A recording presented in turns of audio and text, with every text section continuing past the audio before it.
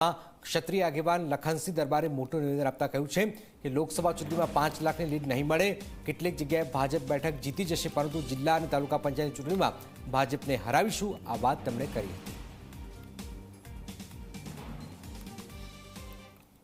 5 લાખ, 6 લાખ, 7 લાખ, કોઈ જગ્યાએ 2 લાખ, 5 લાખ અલગ અલગ લીડો આવતી હોય છે।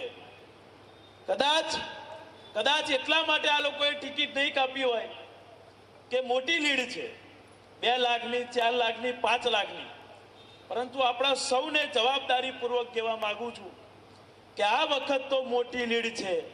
1-1.5 વર્ષ પછી જિલ્લા તાલુકા પંચાયત આવે છે, તમારી પથારી ફેરવી નાખી છે। આમાં તો કદાચ કોક બચી હોય જશે, બચી જાય ને કોક ને કોક તો બચવાનું, પરંતુ જિલ્લા તાલુકા 1-1.5 વર્ષ પછી આવે છે। આપણે સૌએ કમર કસી લેવાની છે, આ બાબત ભૂલવાની નથી। થોડી દેરમાં